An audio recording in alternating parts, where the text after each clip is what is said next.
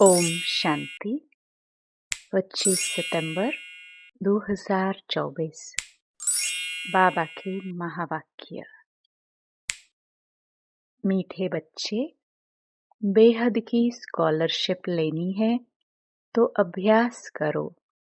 एक बाप के सिवाय और कोई भी याद न आए। प्रश्न।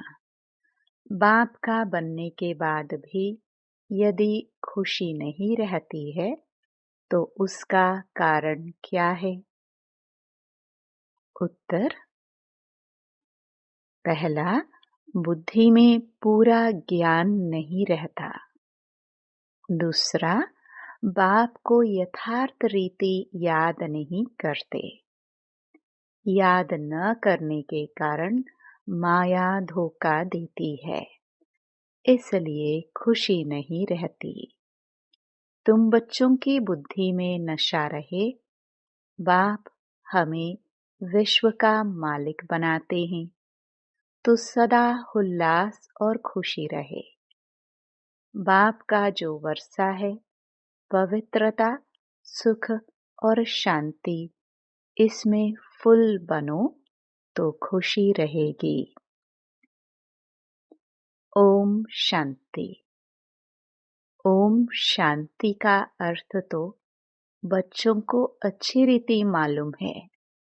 मैं आत्मा, यह मेरा शरीर, यह अच्छी रीति याद करो। भगवान माना आत्माओं का बाप हमको पढ़ाते हैं। ऐसे कभी सुना है? वह तो समझते हैं श्री कृष्ण पढ़ाते हैं, परंतु उनका तो नाम रूप है ना। यह तो पढ़ाने वाला है निराकार बाप। आत्मा सुनती है और परमात्मा सुनाते हैं। यह नई बात है ना। विनाश तो होने का ही है ना। एक हैं विनाश काले विपरीत बुद्धि, दूसरे हैं विनाश काले प्रीत बुद्धि। आगे तुम भी कहते थे ईश्वर सर्वव्यापी है, पत्थर भीतर में है। इन सब बातों को अच्छी रीति समझना है। यह तो समझाया है आत्मा अविनाशी है, शरीर विनाशी है। आत्मा कभी घटती बढ़ती नहीं। वह है इतनी छोटी आत्मा। इतनी छोटी आत्मा ही 84 जन्म लेकर सारा पाठ बजाती है। आत्मा शरीर को चलाती है। ऊंच ते ऊंच बाप पढ़ाते हैं तो जरूर मर्तबा भी ऊंच मिलेगा। आत्मा ही पढ़कर मर्तबा पाती है।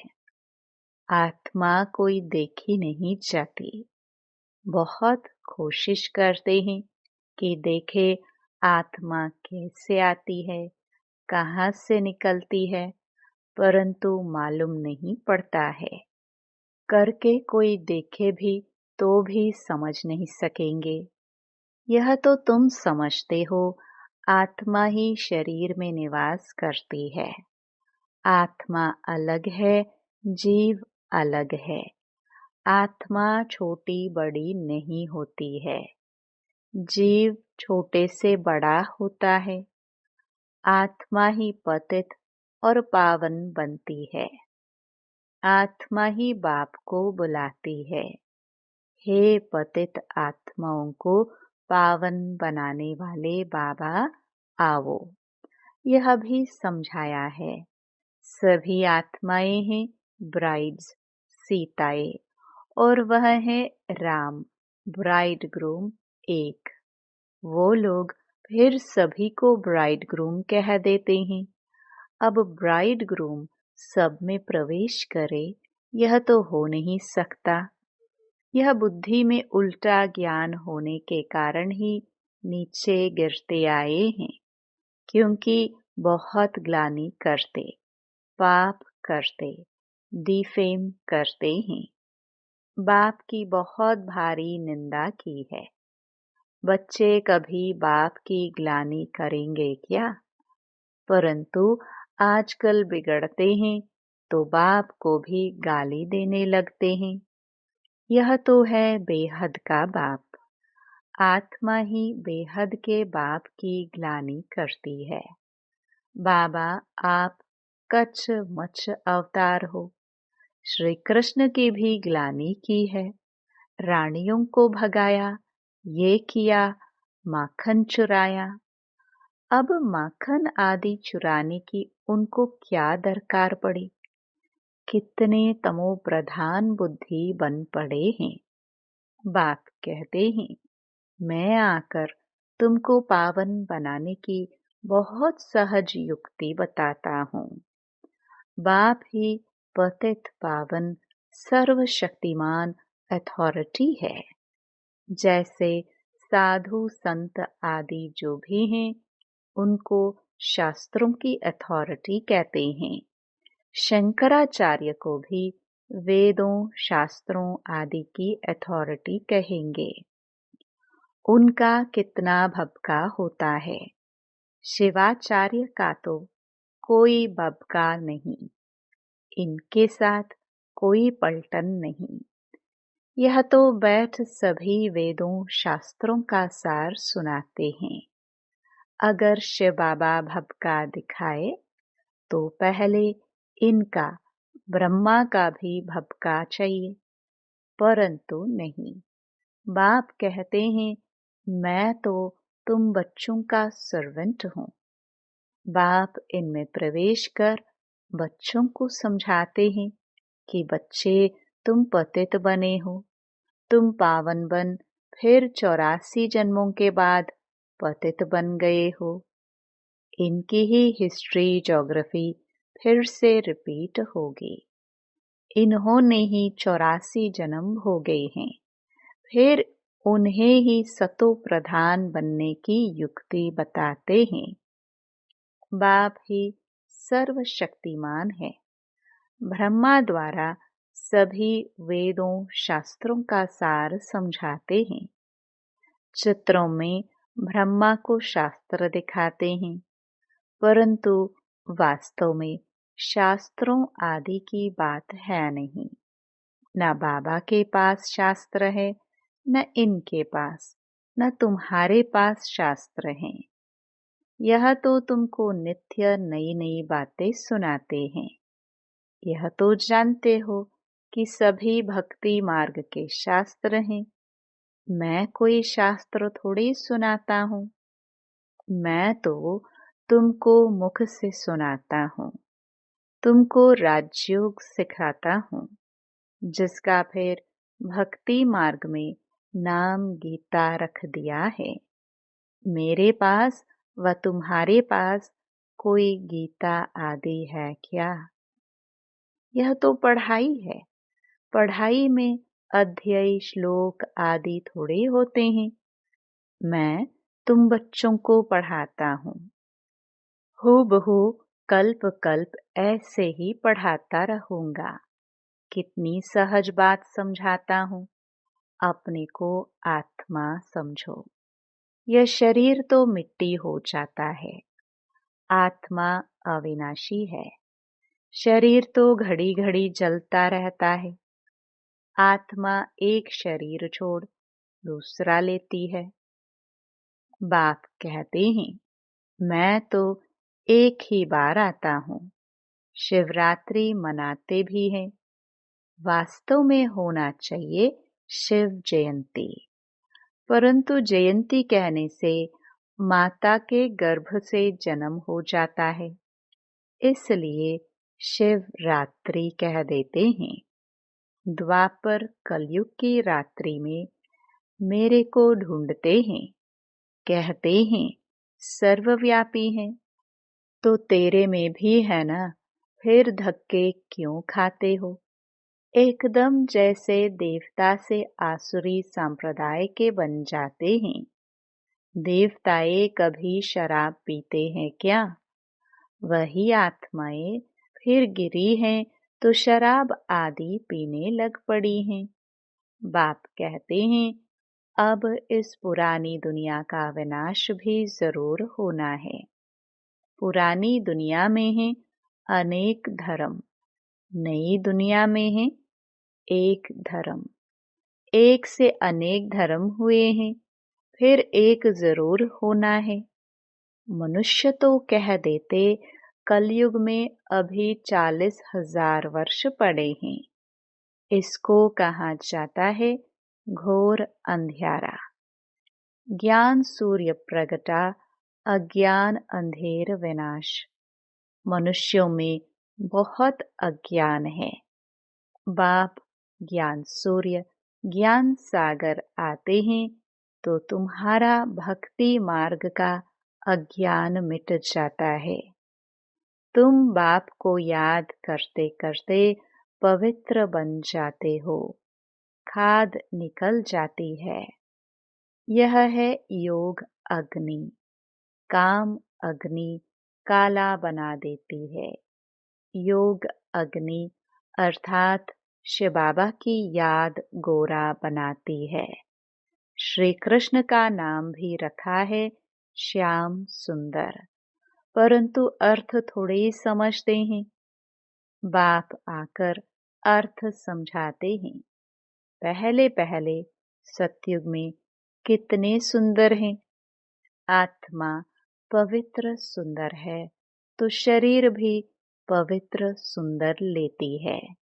वहाँ कितना धन दौलत सब कुछ नया होता है। नई धरनी फिर पुरानी होती है। अब इस पुरानी दुनिया का विनाश जरूर होना है। खूब तैयारियां हो रही हैं। भारतवासी इतना नहीं समझते हैं जितना वह समझते हैं कि हम अपने कुल का विनाश कर रहे हैं। कोई प्रेरक है। साइंस द्वारा हम अपना ही विनाश लाते हैं। यह भी समझते हैं क्राइस्ट से 3000 वर्ष पहले पैराडाइज था। इन गॉड गॉडेस का राज्य था। भारत ही प्राचीन था। इस राजयोग से लक्ष्मी नारायण ऐसे बने थे। वह राजयोग फिर बाप ही सिखला सकते हैं। सन्यासी सिखला न सके। आजकल कितनी ठगी लगी पड़ी है। बाहर में जाकर कहते हैं हम भारत का प्राचीन योग सिखलाते हैं, और फिर कहते हैं अंडा खाओ, शराब आदि भल पियो, कुछ भी करो। अब वह कैसे राजयोग सिखला सकेंगे? मनुष्य को देवता कैसे बनाएंगे? बाप समझाते हैं आत्मा कितनी ऊंच है। फिर पुनर्जन्म लेते लेते सतो प्रधान से तमो प्रधान बन जाती है। अब तुम फिर से स्वर्ग की स्थापना कर रहे हो। वहां दूसरा कोई धर्म होता ही नहीं। अब बाप कहते हैं नरक का विनाश तो जरूर होना है। यहाँ तक जो आए हैं वह फिर स्वर्ग में जरूर जाएंगे। शिव बाबा का थोड़ा भी ज्ञान सुना तो स्वर्ग में जाएंगे जरूर। फिर जितना पढ़ेंगे, बाप को याद करेंगे, उतना ऊंच पद पाएंगे। अभी विनाश काल तो सबके लिए है। विनाश काले प्रीत बुद्धि जो है सिवाय बाप के और कोई को याद नहीं करते हैं, वही ऊंच पद पाते हैं। इसको कहा जाता है बेहद की स्कॉलरशिप। इसमें तो रेस करनी चाहिए। यह है ईश्वरीय लॉटरी। एक तो याद, दूसरा दैवी गुण धारण करने हैं, और राजा रानी बनना है तो प्रजा भी बनानी है। कोई बहुत प्रजा बनाते हैं, कोई कम। प्रजा बनती है सर्विस से। म्यूजियम, प्रदर्शनी आदि में ढेर प्रजा बनती है। इस समय तुम पढ़ रहे हो, फिर सूर्यवंशी चंद्रवंशी डिनास्टी में चले जाएंगे। यह है तुम ब्राह्मणों का कुल। बाप ब्राह्मण कुल एडॉप्ट कर उन्हों को पढ़ाते हैं। बाप कहते हैं मैं एक कुल और 2 डायनास्टी बनाता हूँ। सूर्यवंशी महाराजा महारानी, चंद्रवंशी राजा रानी, इन्हों को कहेंगे डबल सिरताज। फिर बाद में जब विकारी राजाए होते हैं तो उनको लाइट का ताज नहीं होता। उन डबल ताज वालों के मंदिर बनाकर उनको पूजते हैं, पवित्र के आगे माथा टेकते हैं। सतयुग में यह बातें होती नहीं। वह है ही पावन दुनिया, वहां पतित होते नहीं। उसको कहा जाता है सुख धाम, वाइसलेस वर्ल्ड। इसको कहा जाता है विशियस वर्ल्ड, एक भी पावन नहीं। सन्यासी घर बार छोड़ भागते हैं। राजा गोपीचंद का भी मिसाल है ना। तुम जानते हो कोई भी मनुष्य एक दो को गति सदगति दे नहीं सकते हैं। सर्व का सदगति दाता मैं ही हूँ। मैं आकर सबको पावन बनाता हूँ। एक तो पवित्र बन शांति धाम चले जाएंगे और दूसरे पवित्र बन सुख धाम में जाएंगे। यह है अपवित्र दुख धाम। सतयुग में बीमारी आदि कुछ भी होती नहीं। तुम उस सुखधाम के मालिक थे, फिर रावण राज्य में दुखधाम के मालिक बने हो। बाप कहते हैं कल्प कल्प तुम मेरी श्रीमत पर स्वर्ग स्थापन करते हो, नई दुनिया का राज्य लेते हो, फिर पतित नरकवासी बनते हो। देवताए ही फिर विकारी बन जाते हैं, वाम मार्ग में गिरते हैं। मीठे मीठे बच्चों को बाप ने आकर परिचय दिया है कि मैं एक ही बार पुरुषोत्तम संगम युग पर आता हूँ। मैं युगे युगे तो आता ही नहीं हूँ, कल्प के संगम युगे आता हूँ, न कि युगे युगे। कल्प के संगम पर क्यों आता हूँ? क्योंकि नरक को स्वर्ग बनाता हूँ। हर 5000 वर्ष बाद आता हूँ। कई बच्चे लिखते हैं बाबा हमको खुशी नहीं रहती है, उल्लास नहीं रहता है। अरे बाप तुमको विश्व का मालिक बनाते हैं, ऐसे बाप को याद कर तुमको खुशी नहीं रहती है। तुम पूरा याद नहीं करते हो तब खुशी नहीं ठहरती है। पति को याद करते खुशी होती है, जो पतित बनाते हैं, और बाप जो डबल सरताज बनाते हैं उनको याद करके खुशी नहीं होती है। बाप के बच्चे बने हो फिर भी कहते हो खुशी नहीं। पूरा ज्ञान बुद्धि में नहीं है, याद नहीं करते हो, इसलिए माया धोखा देती है। बच्चों को कितना अच्छी रीति समझाते हैं, कल्प कल्प समझाते हैं। आत्माएं जो पत्थर बुद्धि बन पड़ी हैं उनको पारस बुद्धि बनाता हूँ। नॉलेजफुल बाप ही आकर नॉलेज देते हैं। वह हर बात में फुल है, प्योरिटी में फुल, प्यार में फुल, ज्ञान का सागर, सुख का सागर, प्यार का सागर है ना। ऐसे बाप से तुमको यह वर्षा मिलता है। ऐसा बनने के लिए ही तुम आते हो। बाकी वह सत्संग आदि तो सब हैं भक्ति मार्ग के। उनमें एम ऑब्जेक्ट कुछ भी है नहीं। इसको तो गीता पाठशाला कहा जाता है, वेद पाठशाला नहीं होती। गीता से नर से नारायण बनते हो, जरूर बाप ही बनाएंगे ना। मनुष्य मनुष्य को देवता बना न सके। बाप बार बार बच्चों को समझाते हैं, बच्चे अपने को आत्मा समझो। तुम कोई देह थोड़े हो। आत्मा कहती है मैं एक देह छोड़ दूसरे लेती हूँ।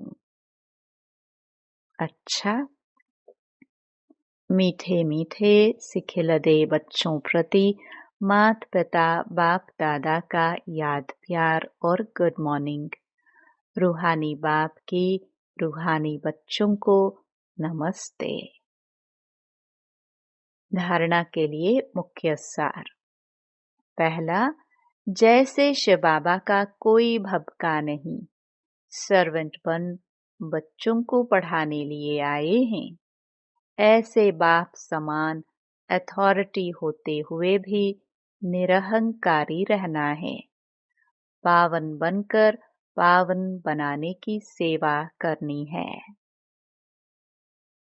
दूसरा, विनाश काल के समय ईश्वरीय लॉटरी लेने के लिए प्रीत बुद्धि बन याद में रहने व दैवी गुणों को धारण करने की रेस करनी है।